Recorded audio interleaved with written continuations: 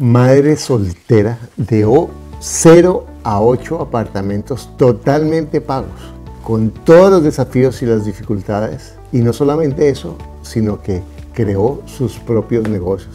Primero se equivocó, pero después ha creado su patrimonio en forma segura y nos cuenta en este episodio cómo lo hizo. Y lo mejor, tú también lo puedes hacer.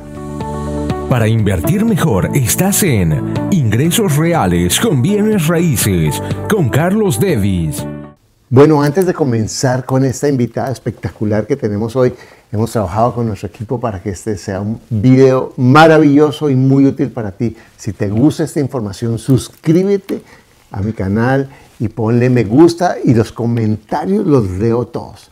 Entonces vamos a disfrutar esta entrevista que espero que te ayude a dar el próximo paso en tu vida financiera. Tiene 36 años, la conocí cuando tenía 33, ya tenía 6 casas, madre soltera, y ella, en vez de tomarlo como un estigma, lo ha utilizado como una ventaja y ha crecido utilizando las estrategias de las que hablamos, pero lo más increíble es que ya a su edad tiene su independencia financiera. Hola Patricia, ¿cómo estás?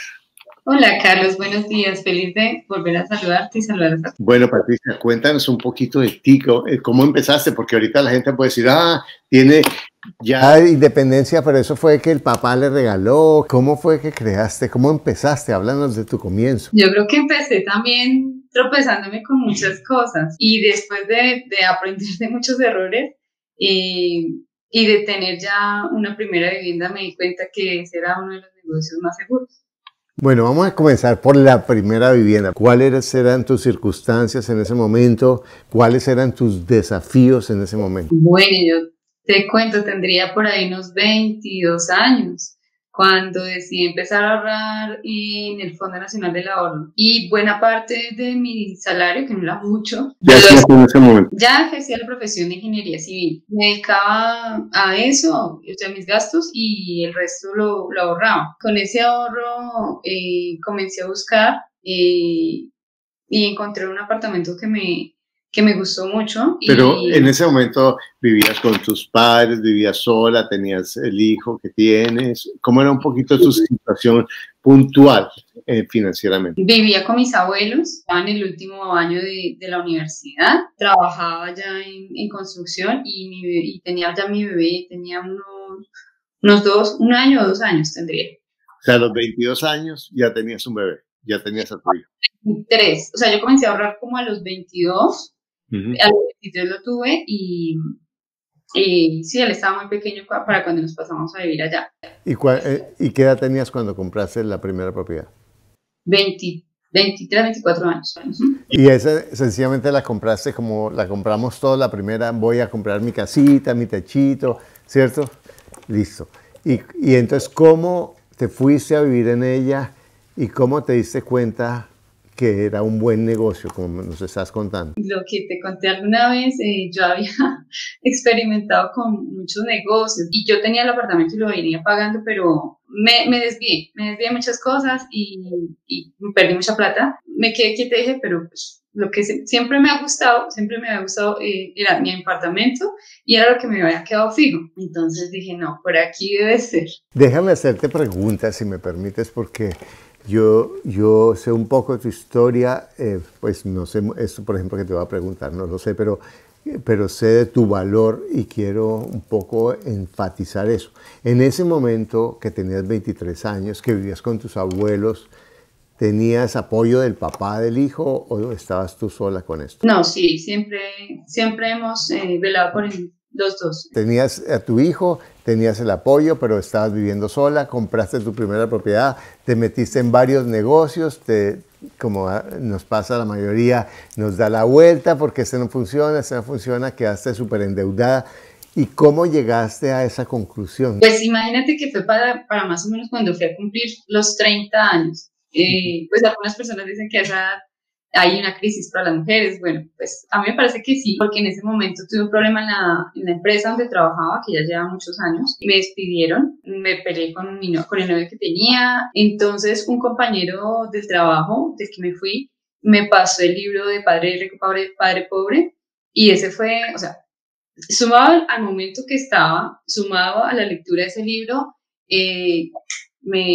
me dio un clic y yo dije, no, tengo que cambiar el rumbo de lo que estoy haciendo. Ya había liberado ese apartamento y lo hipotequé para comprar otro apartamento.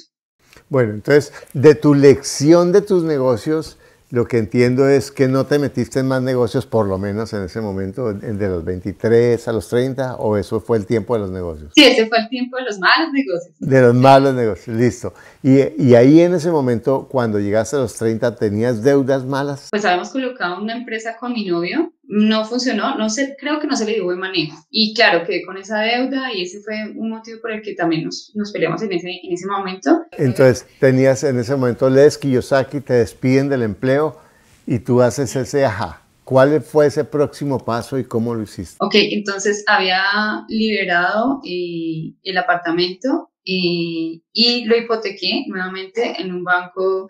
Dije que lo iba a remodelar.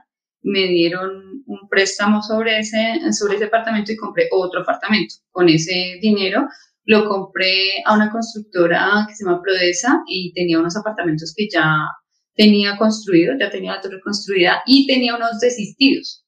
Tenía gente que lo había separado con una cuota inicial, no había podido seguir, entonces me lo vendieron a precio de lanzamiento. ¿Y con ese dinero diste la cuota inicial o alcanzaste a pagar tu apartamento completo? Lo compré completo, lo compré todo. ¡Wow! O sea que la valorización, es que por eso yo digo que el negocio de bienes raíces es la prueba de idiotas, de torpes, no estoy hablando por ti, estoy hablando por mí, tranquila, y es que uno compra bien, paga su deuda, se sienta y la misma propiedad se va valorizando y después, si yo estoy sano financieramente, puedo hipotecar y comprar otra propiedad. Imagínate que yo voy y tomo una deuda al banco, hago bien los números, hay que hacer bien los números, voy al banco, pido la hipoteca, compro otra propiedad, con esa deuda de esa hipoteca la pago con la renta que recibo del inquilino. Tú hiciste eso y entonces, ¿qué pasó? ¿Cómo fue?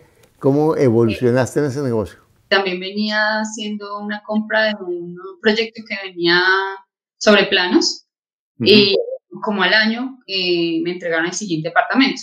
Pero entonces ya todos estaban rentando los 3 apartamentos y en ese momento yo ya tenía elaborado un presupuesto, sabía cuánto me ingresaba, más los arriendos, cuánto destinaba al pago de los 2 créditos, porque entonces había quedado con 2 créditos, pero tenía 3 arriendos de ingreso y así los pagué rápidamente.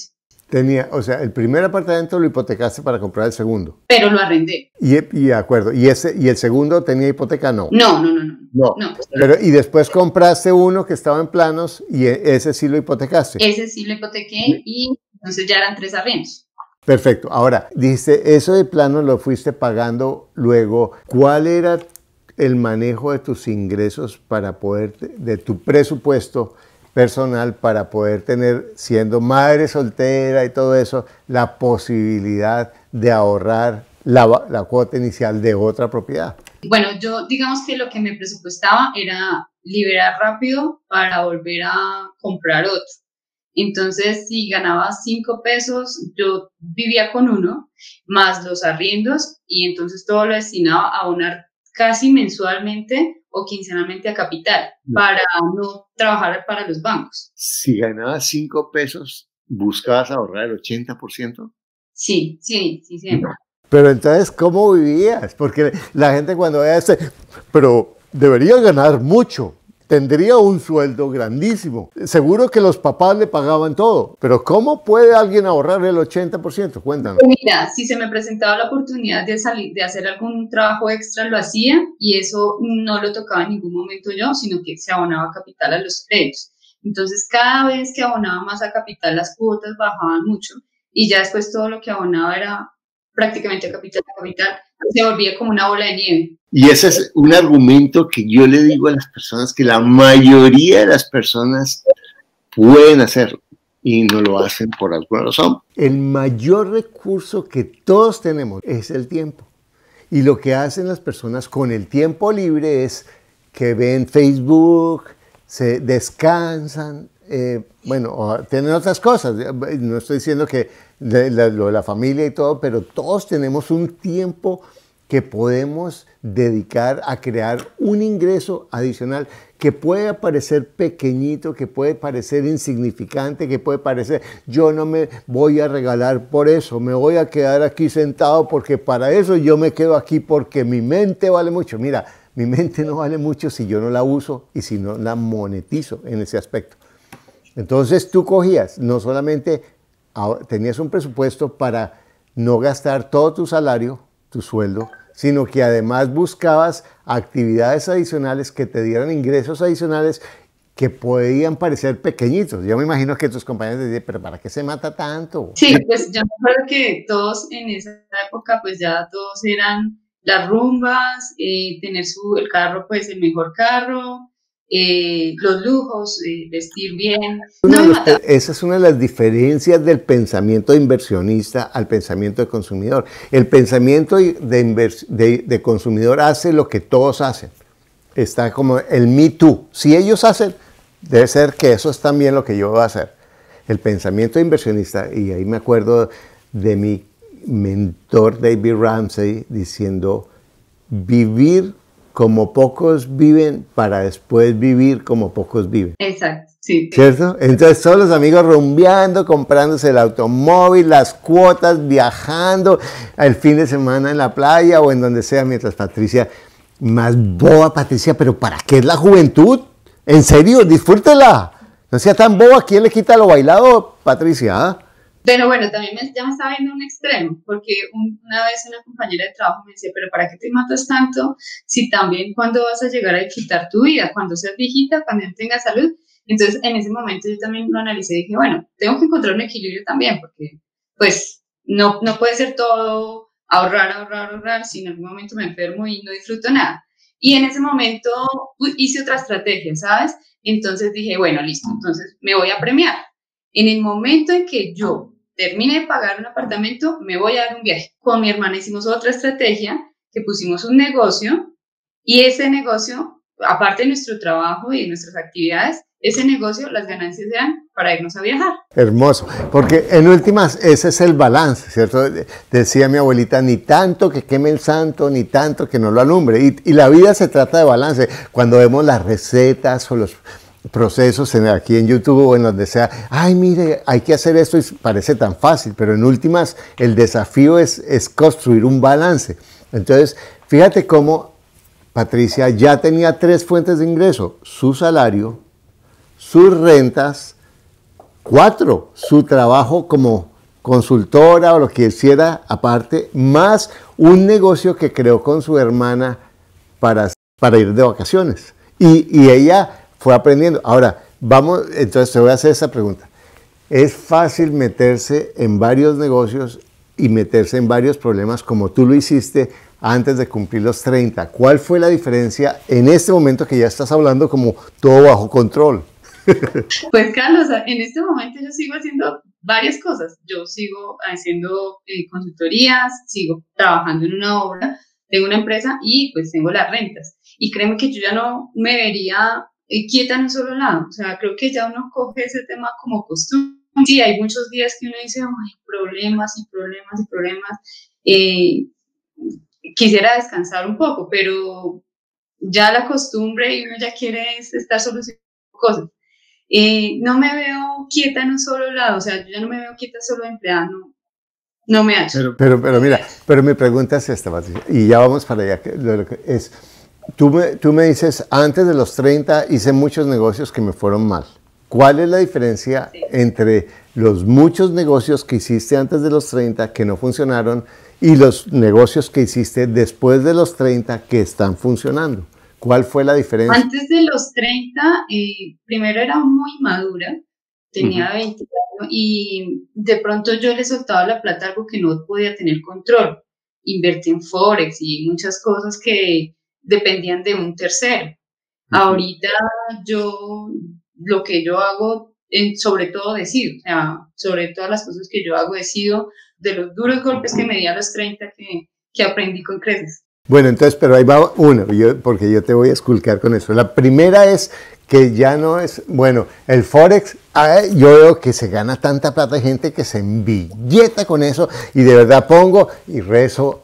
Tony Robbins dice que las personas que invierten en Forex o en la bolsa, aunque ganen el 97% de las personas vuelven a perder. Yo no sé eso es lo que yo en el libro de dinero de Tony Robbins, pero no depende de mí. Y es cierto, y hay gente que gana en la bolsa y son muy buenos con eso, pero la mayoría de la gente cuando lo hacemos, y yo también cometí ese error que tú cometiste, esto se oye buenísimo y recibí un palazo durísimo. Pero listo, el primero es negocios que dependan de ti. Segundo, porque hay otras. ¿Qué más? Que conozca bien. Negocios que conozca, porque si yo me meto en negocios que no conozca, no controlo. Si no controlo, me dan los palazos. Entonces, Patricia, su profesión es ingeniera civil, eso es lo que ella sabe. Y todos tenemos un talento, aunque no tengamos profesión, tenemos un talento que con un poquito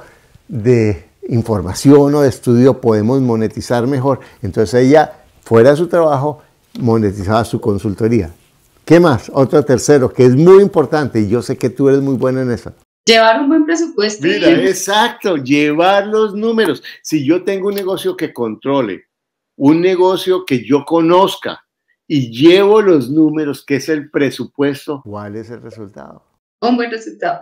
Es un buen resultado. Ahora, obviamente que va a haber problemas. Patricia dice, hay días en que yo, tantos problemas y todo eso, pero en últimas, si yo tengo el presupuesto y mantengo la disciplina y mantengo las reglas, ¿cuáles son algunas de esas reglas que tú mantienes, Patricia? Bueno, un control periódico. O sea, constante, controlar constantemente. O sea, estás controlando los números, no es que la contadora me dé los números, porque los negocios que los maneja un contador o una contadora que no son empresarios terminan mal, ¿cierto? El contador es un recurso que me organiza en una forma fiscal los números, pero el responsable, ¿quién controla los números de tu negocio? Yo.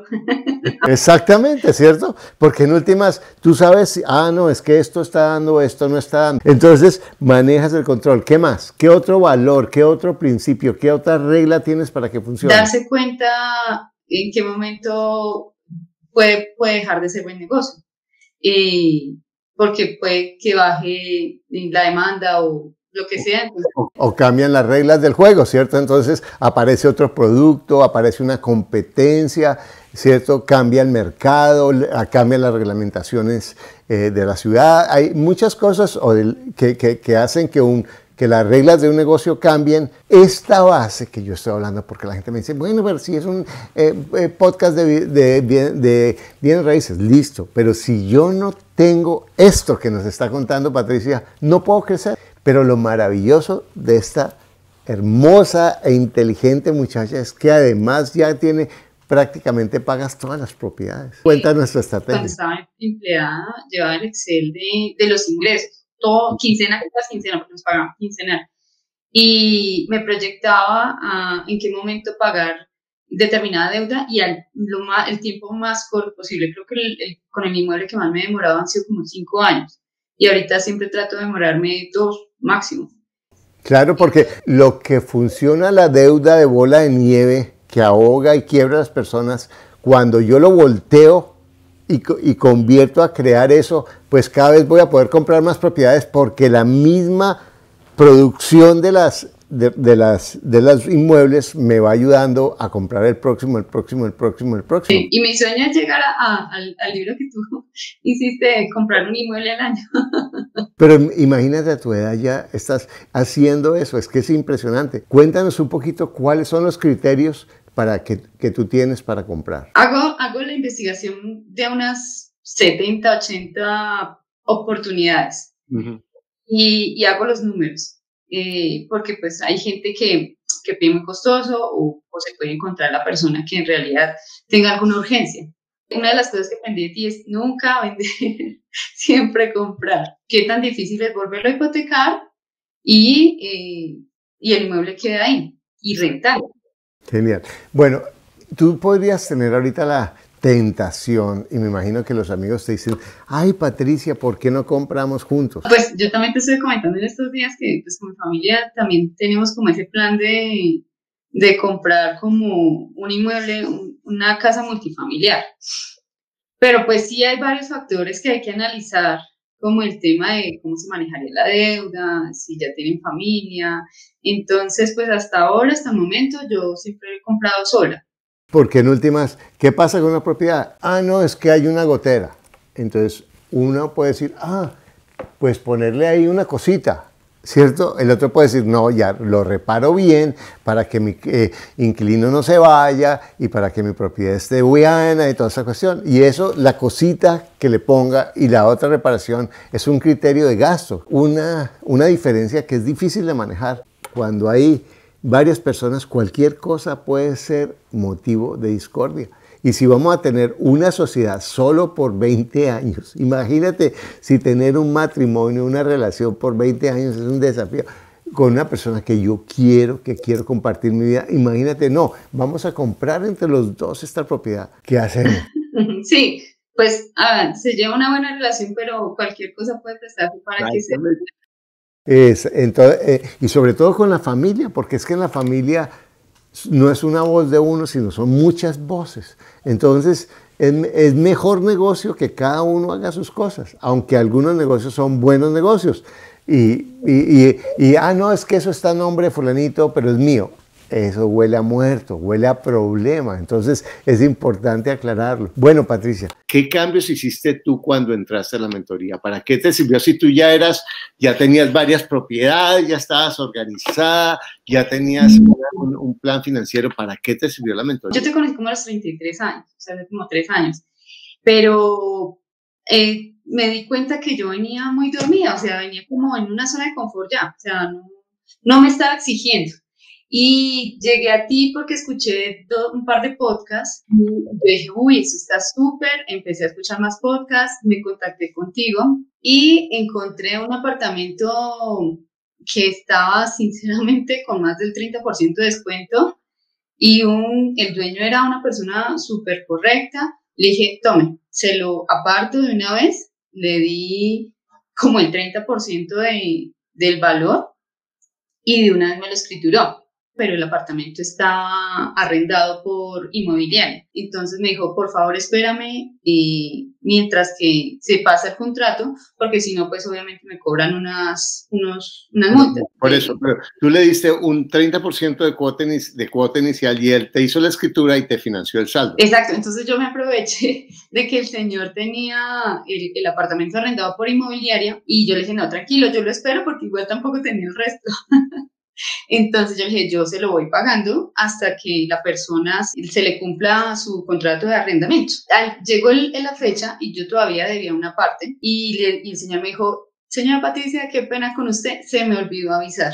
Y se le corrió otro año. Entonces yo le dije, pues señor Wilson, tranquilo, yo lo espero, pero entonces todo lo que ha corrido de estos arriendos, por favor que se abonen a la deuda mía en el mismo porcentaje que yo le pagaba. En el acuerdo, el señor seguía con el arriendo, pero ese arriendo, ¿y lo cogía él o era parte de, o lo recibía? No, lo cogía él. Porque tú era como, o sea, tú habías amarrado la propiedad y él era como los intereses de ese saldo y no te había entregado el apartamento. En ese momento era como algo medio, que no era tan claro, pero tú tenías la escritura, que eso es lo maravilloso. Yo tenía la escritura.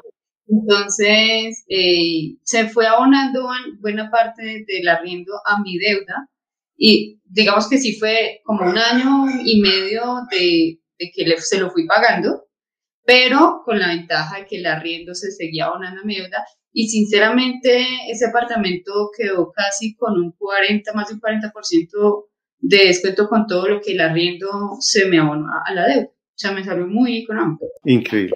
Bueno, ¿y en qué te sirvió la mentoría? Ese negocio, después de hablar con... Ese negocio lo aprendiste con nosotros de comprar financiado por el dueño. Después de eso, una tía mía venía con un problema de un lote que tenía aquí en Bogotá, llevaba muchos años, y yo siempre escuchaba a mi mamá que hablaba con ella del lote, le invadieron el lote, hasta que un día yo le dije, bueno, mami, ¿qué es lo que pasa con ese lote? No, que lo estamos vendiendo y no hemos podido. Bueno, venga, miramos el lote. Fuimos y miramos el lote, hablamos con mi tía y decidimos que se iba a comprar un apartamento para ella, cambiándolo por el lote y pues obviamente un dinero más. Ella me dijo, listo, yo quiero un apartamento así, así y así. Y me puse a buscar también. Conseguí un apartamento también muy, muy económico. Lo vendía tan económico era porque ya estaba súper colgada de deudas, de impuestos, debía servicios, debía administración y le debía al banco y el banco ya estaba haciendo el proceso, iba a iniciar el proceso para embargo. Entonces yo le dije, listo, entonces vamos a hacer una cosa. El apartamento vale $1, pero de ese $1 que vale, yo los primeros pagos voy a sanearle sus deudas y le voy entregando los comprobantes, cosa que para mí tenga la seguridad de que voy a recibir algo saneado. Y ya cuando tuve que pagarle el saldo, pues ya a la señora no le quedaba pues mucho, pero pues fue mucho mejor negocio para ella que llegar a rematarse. Claro, porque lo hubiera perdido totalmente. Quiero preguntarte eso. Piensa en esa muchacha joven como tú, que tiene su hijo y que siente, ay, con el estigma, soy madre soltera, mi vida es muy difícil, yo me gustaría como ella, pero yo no puedo. ¿Qué le dirías a esa muchacha o a ese muchacho también? Es un cambio de mentalidad, Carlos, es querer hacerlo, definitivamente. Y querer hacerlo es quererse uno mismo, querer a su familia. Es salir adelante y es dar el paso. Para llegar a ser millonario falta ganar el primer centavo, dejar de hacer lo que mucha gente piensa, que tener un mejor televisor y el mejor celular, y más bien organizar un presupuesto y hacer las cosas que en realidad quiere hacer para salir adelante, porque pues querer hacerlo todo el mundo lo quiere hacer, pero el que da el paso es el que en realidad lo puede. Cualquiera puede tomar. Cambiar es mirar su mente y encontrar cuál es cuál para dar los pasos adecuados. Patricia, yo te admiro tanto, de verdad me siento tan orgulloso de lo que tú has hecho y sé que vas a llegar muy, muy lejos. Te felicito, muchas gracias. Y bueno, y a ti que tú estás escuchando esto, quiero decirte que tú también lo puedes hacer, que lo único que te aleja realmente, como nos dice Patricia, es la decisión de decir, yo lo voy a hacer. No importa a qué edad empieces. Ella empezó a los 30, yo empecé a los 60. O sea, seguro que tú tienes tiempo, me llevas ventaja. Y empieza con lo primero, las decisiones. Baja tus gastos, gasta menos de lo que ganas. Crea un ingreso adicional aquí y acá, y esos ingresos los vas poniendo en un ahorro, y esos ahorros los vas utilizando para pagar tus deudas malas. Esa es la primera inversión que todos tenemos que hacer. El mejor negocio es pagar las deudas malas, las tarjetas de crédito, todo eso que es carísimo. Después ir tomando ese dinero y creando una pequeña reserva, y esa reserva la dejo para emergencias, y ahí empiezo a ahorrar, y esos ahorros creo la cuota inicial para comprar mi primera propiedad. Y si ya tengo una propiedad, puedo hipotecar y crear, después de haber hecho esa tarea, crear la base para la siguiente propiedad. Y así comienzo, pasito a paso, y lo puedes hacer. Porque recuerda que lo único que te aleja de lograr lo que quieres es un pensamiento que no es cierto. Bueno, te invito a que te suscribas a mi canal, a que me pongas me gusta si te gustó esta información. Ponme tus comentarios, me encanta, yo leo todos los comentarios que me escriben y gracias por eso, gracias por estar aquí y te invito a ver nuestro próximo video.